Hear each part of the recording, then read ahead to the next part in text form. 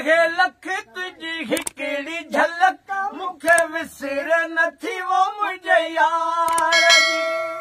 पीरी पाए न झुमक मत नज़ीर खलक तोखे सिद्ध न रहे सिंगार जी कॾहिं वार ककर कॾहिं वासिंग जो वर कॾहिं वार ककर कॾहिं वासिंग जो वर सो त विंदल खे वाटनि तां वारे तो मिठा तुंहिंजो मुर्गी मिलण मूंखे मारे तो मिठा तुंहिंजो मुर्गी मिलण गिची सनड़ी सनम तुझा हथड़ा नरम तोखे पारत आहे वो मुझे प्यार जी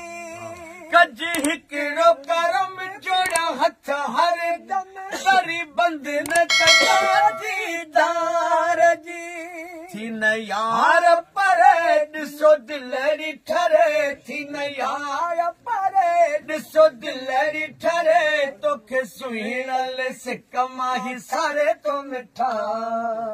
तुंहिंजो मुर्गी मिलण मूंखे मारे तो मिठा तुंहिंजो मुर्गी मिलण करियां कहिड़ी कहानी तुंहिंजी यार जवानी ॾिस कहिड़नि सालनि खां तीरवा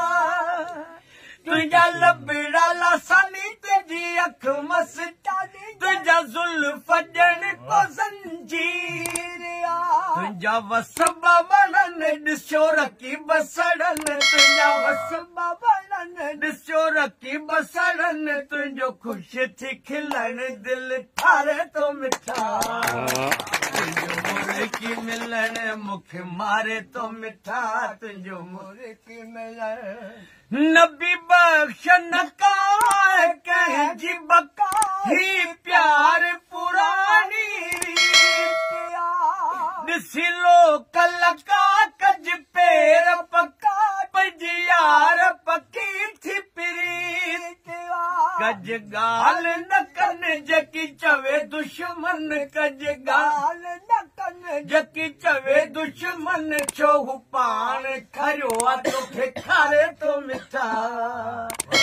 पगली पवन सुन उड़ती घटा सुन पगली पवन सुन उड़ती घटा मेरा अंग अंग मेरी हर उमंग ये चली मैं तो जावी कैसा होता है नशा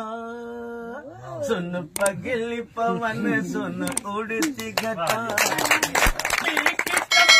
दिखलाए झलक आई बादलों के संग संग झूम के